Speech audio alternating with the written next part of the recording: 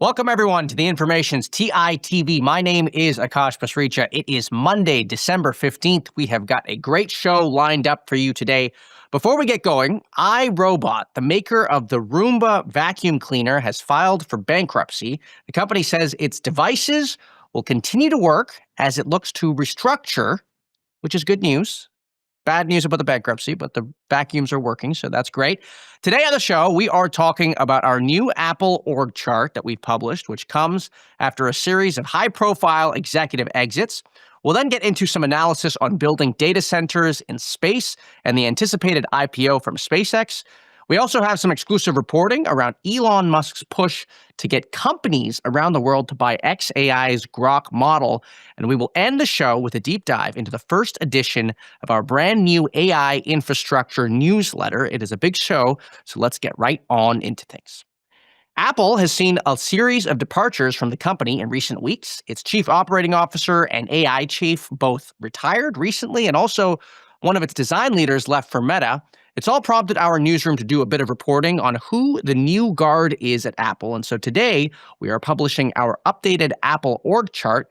I want to bring on Wayne Ma, who has closely covered the company for years, to tell us more about what he's learned.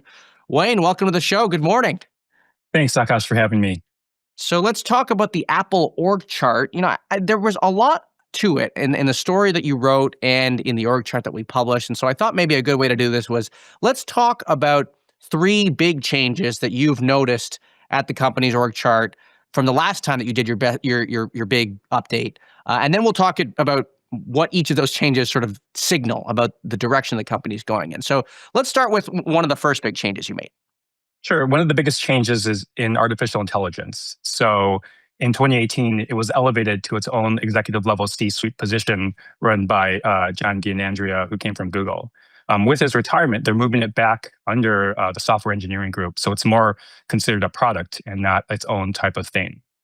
And so considered a product, what does that sort of signal about the way Apple is looking to innovate in AI? Because it's kind of had a bit of a choppy run here, right? Yeah, I think it signals that they think about AI differently than other companies like Meta or Google who are chasing kind of super intelligence, which is trying to make AI smarter than a human. And it's a very lofty goal. Whereas Apple is really trying to make AI, I guess, for the rest of us, right? Making it good for the tools that you need for writing or summarization or for notifications. Okay.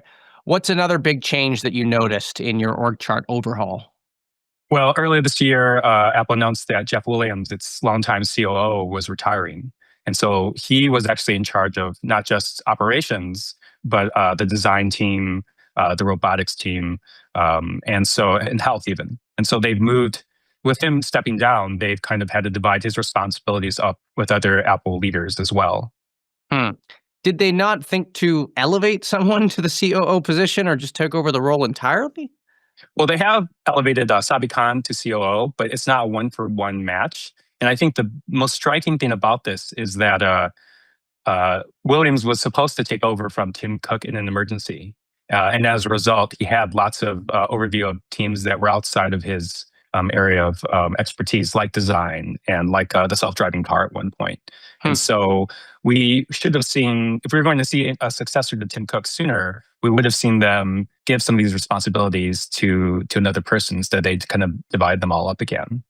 And so I want to dig into this idea of it not being a one-to-one replacement. I mean, tell us about Sabi Khan. What's his background? Was it sort of a lack of experience that was the hesitation behind giving him all of the responsibility, or? No, I think it's just he's more specialized in operations. He he has a long history in operations, but not in design or these other kind of areas. And so because he's just starting out as COO, I think they didn't want to give him such a huge portfolio right off the bat. And it may not be him that replaces Tim Cook ultimately, right? In an emergency, I think he will, but long term, we don't think it's Sabi Khan. We actually think it's John Ternus, this hardware engineering chief at Apple. Right. Was there a third big change that you noticed that tells us something about the company? Yeah. So within the AI group, there's this key group called the Foundation and Models team, and they're the group that is responsible for the underlying software that powers Apple Intelligence. And so the head of that team, who ran a group of 60 people, he left earlier this year. And so we found his replacement. It's Jifan Chen. who joined from Google. And then we noticed that, of his 30 direct reports, 60 overall, more than half come from Google. And so then the question is, how long will those people stay, given that one of the big selling point for bringing people from Google over was John P. and Andrea, who is now leaving. Now, one of the things you called out in your story was that despite all of these executive level changes, there's a lot that hasn't changed. Yeah, there's like a running joke that 10 years ago, Apple had like 100 VPs and SVPs, and now the company's grown by like 23%. But how many SVPs and VPs are there today? Still 100. And that just shows the company, I guess, is very conservative when it comes to promotions, but also they run a very flat organization where they're not constantly adding new layers. Right. And last question for you. You mentioned John Turnus and the idea that, look, succession around Tim Cook is a very popular topic in the Apple orbit, at least amongst people who follow the company. So did anything about the structure of the business tell you anything about how they're approaching succession? Is it really just these few people that are, being thought of as successors, or? Yeah, actually, the absence of any major changes and the absence of giving Turnus any sort of additional portfolio shows that maybe they're not thinking about succession right away, or they're hesitant to start it. And so I think that was the big change, or the big thing that I noticed at least, was that there wasn't really much movements that show that there is a successor for Cook anytime soon.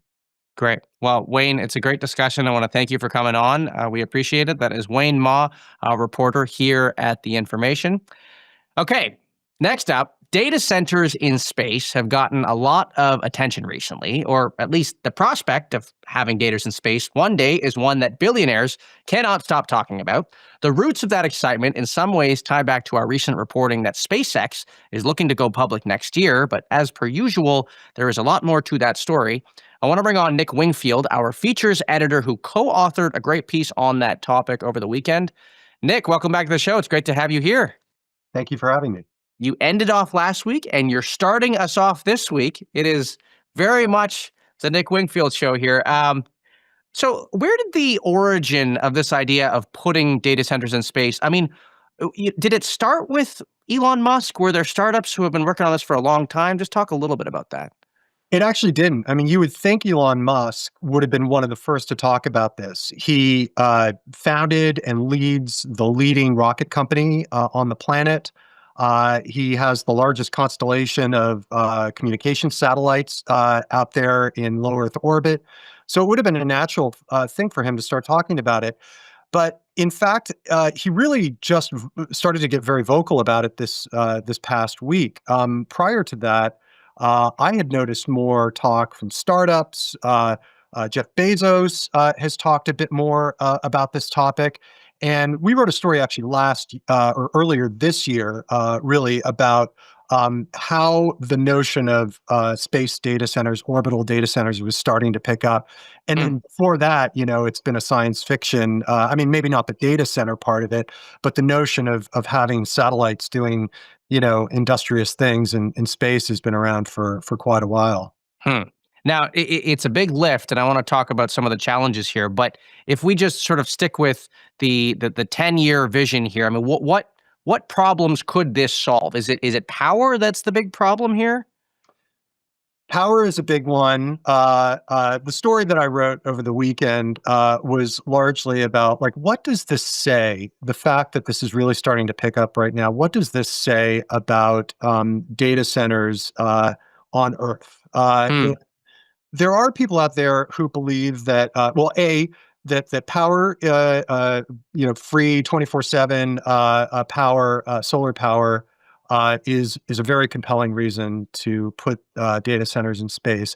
There's also a cooling element to it too, which is related to power and also water.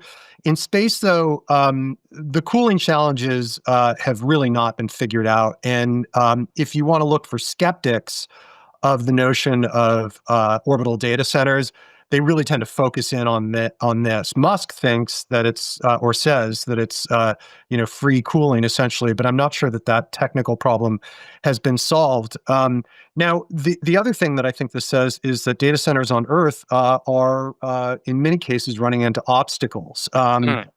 connecting to the power grid, but also people don't want these data centers in some of their communities. You're starting to see reports of protests and slowing down the process. And theoretically, putting them up in space could allow you to cut through all of that red tape. Right. So, I mean, in terms of the challenges, they haven't figured out the cooling. I remember in that story that we wrote about a year ago or something like that. Also, space debris was another issue, right? The idea that these things could, I don't know, knock into other satellites or something like that. Well, some of the mock-ups that I've seen, in particular from a startup called StarCloud, show these vast solar arrays. I think that their mock-up is something like a 2 kilometer by 2 kilometer solar array. So just taking up a massive amount of space. And if you imagine a lot of these things in space, then yeah, I think space collisions become a real concern. Now, there may be ways to mitigate that by making sure that obsolete data centers are deorbited, and you reduce the amount of junk effectively in space. But I still think that's a big issue that these companies are going to have to figure out Right. in the future. One of the things that you pointed out, and there's a great chart in the story, is you talked a little bit about how the cost of launching things into space has been coming down, and SpaceX plays a large part of that. I mean, is that really the key data point here that is propelling the idea that we could get anything in space, conceivably? One of them for sure. And right now, SpaceX, which is the most prolific launcher of rockets anywhere, has brought the cost down dramatically through the reusable rockets. I think the estimates that we have in our chart is for the Falcon Heavy, which is their kind of their biggest rocket, that they're now down to about $1,500 per kilogram of payload. They have this giant new rocket, Starship, that they are trying to, really get rolling. And that rocket, some people think, could come down into the hundreds of dollars within a few years. So that starts to open up the possibility of bringing up a lot more payloads. Right. And then you also have competitors to SpaceX. Really, it's been a kind of SpaceX show for quite some time now. But Blue Origin, Jeff Bezos's rocket company, has successfully launched payloads from their big rocket, their Starship equivalent, which is called New Glenn. But they really have to get those rockets rolling. And then you have a number of other smaller startups that could also introduce more competition and help lower prices. Right. So last question for you, Nick. Now you've studied the space sector at least from afar, for the past couple decades as you've been a reporter. Given what you've seen now with the momentum in the sector, do you think it's realistic? I mean, 10 years from now, do we have data centers in space, or is it really just an idea, an Elon Musk-sized idea, maybe? There are not too many topics in tech where I can say that I don't really know. I mean, it's extraordinary to see some of the smartest, most powerful, richest people in tech, Jensen Huang, Elon Musk, Jeff Bezos, all starting to talk about data centers in space as really the only solution Right. to the long-term AI compute problem. Right. Then whenever you write about this, you will get engineers, space people, like data center people telling you why you're an idiot and why this will never work for X, Y, and Z reason. Radiation, zapping the chips, the cooling issue is not solved. I mean, there are just so many different objections to this whole concept. Will they get compute into space? That's already happening. There are starting to be demonstrations of NVIDIA chips going up, and this past week, StarCloud announced that they had trained an LLM, a small one, on a satellite effectively. So people will do this. Will it ever scale up to the level of actually solving the AI compute problem? I think that's really uncertain, and we're going to have to start to see people try it. Let me ask you one more question, Nick. I mean, I always wonder how much of these innovation discussions are bull market behavior. I mean, if the market was down, right? If we were sort of watching the stock market slip and maybe the bubble bursts in a way that people are, waiting for it to. I mean, do you think this gets as much attention if people are worried about the fundamentals a little bit more? Well, I mean, AI compute is the bigger question. Like, what happens to that if we tip into a bear market? All of a sudden, maybe AI starts to grow more slowly, and we can meet the AI compute needs here on the planet. Right. But if you assume that AI growth is going to the moon, literally, then then yeah, space data centers start Right. to make more sense. I think the other thing here that we haven't really talked too much about is that the reason we're hearing about this right now is because Elon Musk wants to take SpaceX public, and this Right. gives him an opportunity to tap into the AI story effectively for SpaceX. It's already a pretty compelling business. They dominate the launch market. They have the most satellite. They have the dominant position in satellite internet. If they can get a piece of this like AI compute Right. The market, story then becomes much more compelling. totally, totally. Great. Well, Nick, I want to thank you for coming on. It was a great piece, and I look forward to talking to you again soon. Thanks for having me. Okay. Sticking with our space coverage, one of the big questions that investors looking ahead to the SpaceX IPO will have to answer is which other companies they may turn to for a suitable comparison as they try to sort through what the company is worth. As of now, SpaceX is reportedly targeting a $1.5 trillion valuation. That is according to Bloomberg. I want to bring on Tim Farrar, president of satellite consulting company TMF Associates, to offer his thoughts. Tim, welcome back to the show. It's great to have you here. Thanks very much. So I do want to get into the fundamentals of SpaceX in a second here, but look, data centers in space. Are you bullish? Are you bearish? Where do you think this stands? Well, I think the most interesting thing is how quickly we've pivoted from a story for SpaceX, which has been about launch, and then it's been about satellites for the last decade. Everyone was saying, okay, well, Starlink's going to generate enough revenue to take Elon Musk to Mars, and now we're suddenly talking about data centers instead. And I think that's indicative of the fact that SpaceX has missed its forecast for the last 3 years. I mean, 3 years ago, 2023, we were hearing 8 or 9 billion of revenue. Now we're told it's 7.4 billion. This year, Musk said it's going to be 15.5 billion. Now it looks like they're trying to get to 15 at best. So yeah, they need a new story. And I think that's what data centers in space do for them. Well, let's talk about the story that has carried SpaceX so far through its growth. I mean, for people who haven't studied the company in great detail, just walk us through how the company actually makes most of its money right now.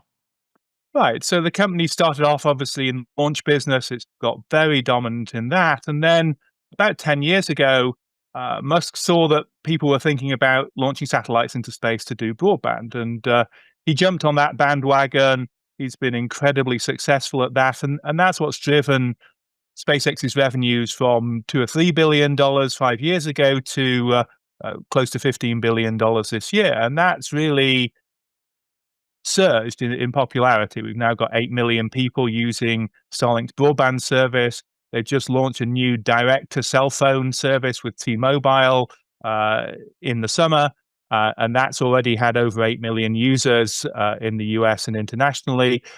So people are looking at that as a great success story, but again, it's not been quite as good as they hoped for. And so Starlink right now makes up most of their revenue, is that right? That's right. Yeah. I mean, Starlink this year is probably going to be around 2/3 of the total revenue. Obviously, that includes both the services that they provide to consumers and a lot of stuff that they're doing for the US government. So they're building a $1.8 billion system for the National Reconnaissance Office. There's talk about them getting into Golden Dome, talk about a MilNet communication system for the DoD.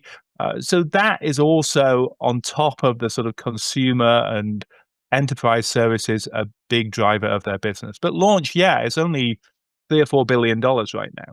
And I just want to go back to the launch business because this could become more relevant, I guess, in this AI data center future. But for the launch business, who traditionally has been paying SpaceX to get their satellites in space, whatever they're launching in space? Right. So, I mean, it's a mixture of government missions. They are launching satellites to the Department of Defense. They're launching astronauts into space for NASA. They're getting funded by NASA for the Artemis program. And of course, they've dominated the commercial launch business. So they've been launching for a lot of other people, including great rivals like Amazon and OneWeb. Hmm. So now, as we look ahead to the IPO, I mean, what other public companies are there that play in this market that you might look to as comparable? Well, I think that's really difficult because what you've got in the space industry is a mixture of legacy players, the Boeings, the Lockheed Martins of this world that really aren't comparable at all in terms of valuation. And then you have a lot of other new space companies that are way, way smaller than SpaceX. And in the main, they're mostly just saying, well, SpaceX is worth 800 billion now, maybe it's worth 1.5 trillion next year. So we ought to be a percentage of that. So it goes that way around. Everyone takes their valuation from SpaceX, not the other way around. And so, yeah, really, you've got to look at Elon Musk's other companies to find any comparison. I mean, that's outside the space industry. But if you can justify that, Tesla's valuation, then maybe you can justify SpaceX's valuation as well. It's about belief in Elon Musk, after all. So 1.5 trillion. I mean, where do you this number? I mean, it comes from what? It's just Elon Musk setting a price? I mean, is there any fundamental backing behind it? Well, I mean, the irony of the 800 billion number that we saw last week is that it seems to be a conveniently rounded number for $420.69 a share. So, these Right. things tend to have not necessarily a lot of fundamentals behind them. I think it's what they think they can get. And yeah, 100 times this year's revenues seems crazy until you look at what Musk has done with his other companies. Hmm. Now, if we think about the IPO as a fundraising event, do you think SpaceX needs to go public for the ambitions that it has painted? I mean, we've seen that it's been able to stay private for so long, and we've talked on this show about the private market being at least tappable for the largest companies. Do you think an IPO is a good idea for the company? Well, I think the reasons why a lot of companies went public in the past has been to give liquidity to employees and investors. And that's not really been necessary because they've been able to do these really large tender offers every 6 months to give their employees liquidity and, give them a reason to stay. So, that's gone as far as it can perhaps now. And they need some money, not just for launching these data centers into space, but also for developing Starship, for going to Mars, and they owe EchoStar about $17 billion in a couple of years' time anyway. I mean, half of that's in equity, but they're going to need some cash for those sorts of things as well. So it's a good time, but at the end of the day, if someone came to Elon Musk tomorrow and said, I'll give you $10 billion, no strings attached, and you can stay private, he might think that's a better idea than all the problems in the public markets, which we've seen so often with Tesla. Right, because it doesn't really seem to me like the space sector is necessarily the most predictable market in terms of forecasting revenues and quarterly results that actually give people any kind of confidence about what's coming in the 6 to 9 months to come. Right, and because the company has fallen short of expectations, while it's private, it's able to tell these stories about 22 or $24 billion of revenue next year. Everyone will take them seriously because they don't really have a lot of data to analyze to, come up with predictions that have, been true. I mean, the company has fallen short. It's great being private because you can just select the best possible metrics to give out to investors. And when they're public, you'll see a lot more data and a lot more ability to analyze how the company's actually doing. Right. Let me ask you one more question here. As I've been thinking about a SpaceX IPO, I've been thinking about the companies that SpaceX may have helped lift in its orbit. I'm thinking about suppliers, people that make the parts for these rockets and stuff like that. And again, looking ahead to an IPO, look, my theory is that, if and when it does go public, I think there's a lot of potential for this to turn into a bit of a meme stock in terms of people just wanting to get in on Musk's latest company. And then I started thinking about, okay, well, if SpaceX IPO goes well, or if the stock ends up surging, right? I mean, are there smaller space companies that then would see an opportunity to then go public? Do you see sort of an orbit of companies here that could follow SpaceX in taking to the public markets? Well, I think we've already seen a sort of SPAC bubble about 4 years ago, and quite a lot of space companies took advantage of that then. And not all of those have gone super well. Certainly after their IPOs, they fell back a long way. Now, in the last year or 18 months, a lot of them have been inflated on the back of this growing SpaceX valuation. And I think that even in the last couple of weeks, since we saw the news of a potential IPO for SpaceX start to emerge, we've seen some of those share prices increase further. So I think people are looking really at competitors to SpaceX, because people's assumption is this can't be a monopoly forever. So what are the alternatives? And people say, well, okay, maybe this will work, maybe it won't, but maybe it's worth 5% or 10% or 1% of SpaceX's valuation. And so, that gives a lot of attention to those other sort of meme stocks in some cases who are trying to compete with SpaceX, so far pretty unsuccessfully, to be frank. Great. Well, Tim, I want to thank you for coming on the show once again. It's always a great conversation. We'll talk to you again very soon. Thanks very much. Okay. xAI is looking to be an enterprise software company, or at least it is trying to build a group that will sell its software to businesses. That is according to a new report from The Information. And I want to bring on Theo Wayt, the reporter behind that story, to tell us more about Elon Musk's ambitions in that arena. Theo, welcome back to the show. It's great to have you here. Good to be here. It's the Elon Musk show today. I mean, we're talking about space. We're talking about xAI. We haven't yet done Tesla, but we'll have to get there soon. So let's talk about this report that you published. Talk a little bit about the product that xAI is trying to sell to businesses. They want to sell Grok for business. It's the enterprise version of the AI models that we've all seen on X. And they have about a dozen people or so that they've built up over the past 6 months that are out there pitching this.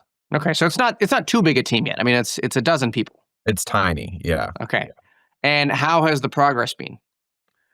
There have been some somewhat limited tests. I've heard from sources that Palantir, Morgan Stanley are some of the bigger names, but the scale is just incredibly tiny compared to Microsoft or Google or OpenAI. And for the large part, these are companies that have existing relationships with Elon already. Like Morgan Stanley, for example, is generally his preferred investment bank. And these are tests at these companies that are seemingly in the, based on what my sources have said, generally hundreds of thousands or low millions of dollars. They're really not very significant for a company that's spending as much money on chips as xAI is. And so a lot of times when companies turn towards an enterprise software type of business model, it's because their consumer business is a little more cyclical and maybe hasn't seen the results that they would have wanted. How is the consumer business doing right now? It's definitely bigger than the enterprise business right now. If you think about, if you look at X, if you look at kind of, these consumer facing platforms, like Grok is everywhere there. It's being pushed on X users all the time. And they also have these kind of, they have a kind of willingness to go to places that other AI companies have been squeamish about. So that they have, AI girlfriends now on the Grok app, and they have looser content moderation in general for like images and videos. So, that's what people do with that. And for now, that's kind of helped, boost their consumer business more significantly than their enterprise business. So the consumer business is getting at least some traction by way of these experimental products that the company has rolled out. That's a great term for it. Yes, that's right. So now tell me a little bit about how much of a rush the company is in to generate revenue, because it's raised all this money. I mean, it's still building these data centers. Is there a funding crunch here? I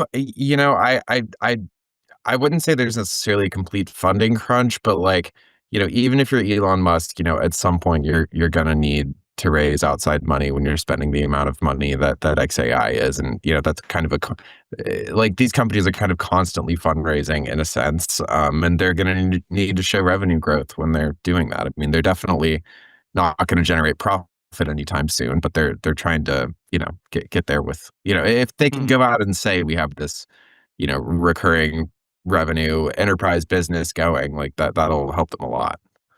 Well, and I sort of tend to think that, I don't know, a company that is selling AI girlfriends, at the same time trying to sell its models to Fortune 500 corporations. I don't know. Do people actually think that this enterprise software Yeah, business is going to take off, or it's is pretty this awkward. I mean, like? I think from Elon's perspective, they want to have like an undeniably good product that everyone will be forced to use because it's just far and away Yeah. better. But I don't think that they're there yet. I mean, if you think about it from the perspective of like an executive at a Fortune 500 company that's deciding which enterprise deals to make, like when they think of Grok, they're gonna think of a lot of the headlines around it, Yeah. which are the Mecha Hitler fiasco and AI girlfriends. And if you have that versus like a Microsoft salesperson that you've worked with for 10 years that's offering you some kind of like specialized Microsoft model or OpenAI model routed through Microsoft, like you're just going to go with the more conservative and safe option generally. Right. Yeah, well, I think your comment that it's pretty awkward is a good way to sum it up. So, Theo, thanks for coming on the show. We really appreciate it, and we will have you back again soon. Thanks. Okay, today the information is launching a new newsletter sponsored by Nebius, focused on AI infrastructure. It has become one of the most closely watched stories lately, with data centers and power being at the center of the conversation. Today's column offers a bit of a reality check on the power that's going to be needed for all these compute facilities. I want to bring on Ann Davis Vaughan to tell us about the piece that she wrote. Ann, welcome to the show. It's great to have you here. Thank you so much, Akash. It's great to be here. I say welcome back because I anticipate that we're going to have you on more and more as you write for this newsletter, and we're so excited for you to do it. Congratulations on the launch. Look, I want to start with a bit of a high-level discussion here on the AI infrastructure story. I mean, there's so much money, there's so much work to do, it takes so long. From your initial reporting here, and you've been studying the space for so long, I mean, are things ahead of schedule? Are they sort of right in the pocket here? Are they behind where people thought they were going to be? What's the lay of the land right now? Sure. I would say that there is a bigger risk, at least for some projects, that they'll be behind where the market wants them to be, and that execution at a high level is going to be at a huge premium in 2026. There's just so much more to it than the models and the chips. And Silicon Valley is having to go deep into the fiscal economy to get this done. Right.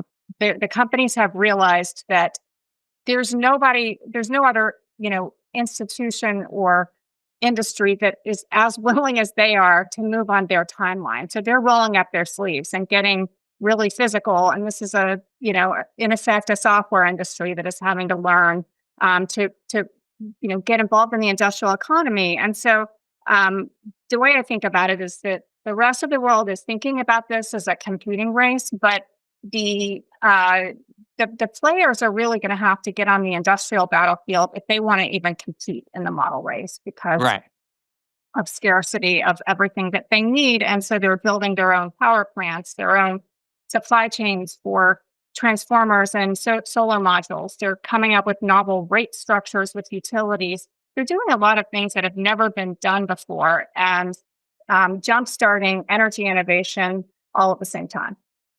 And so as you think about the topics that you want to drill into with your newsletter, what are sort of the areas that we can expect you to double click on in the weeks to come? Sure. Well, we're always going to be talking about the colossal scale and speed that the industry is trying to move at. Some of the other themes are trying to understand what about this highly frothy economy is durable. And when you think about this infrastructure race, we are talking about several multi-trillion-dollar industries that have to get involved for this to happen. It's not just Silicon Valley, it's Wall Street, but then it's the utility industry, power, the oil and gas industry, the clean energy industry, everybody, needing to improve their own execution and speed to meet this moment. And so, looking at what's durable, because some of the infrastructure will obviously be, built with like decades long time frames, and we're having to figure out how to match those timeframes against what the AI contenders want. And I would say, we start the column by saying there are two things that are misunderstood. I believe people don't realize how long it's going to take to get the gigawatts you hear about in announcements actually pulsing through these servers and big colossal data centers.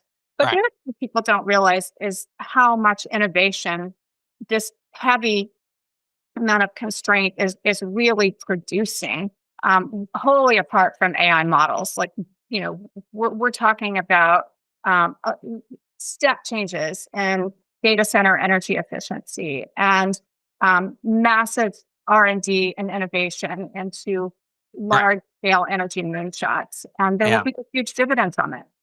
Well, and it's certainly interesting. I mean, look, things are obviously moving faster than they ever have. The question is, can they move fast enough to satisfy all the investors that have been moving even faster to pour money into the space? I'm so excited that you are authoring this newsletter, and I look forward to reading it. That is Ann Davis Vaughan, our AI infrastructure columnist here at The Information. Well, that does it for today's show. A reminder, we are on this stream Monday through Friday at 10 a.m. Pacific, 1 p.m. Eastern. I want to thank Amazon Web Services, who is our presenting sponsor for this production. And I want to thank you for tuning in. We really do appreciate your viewership.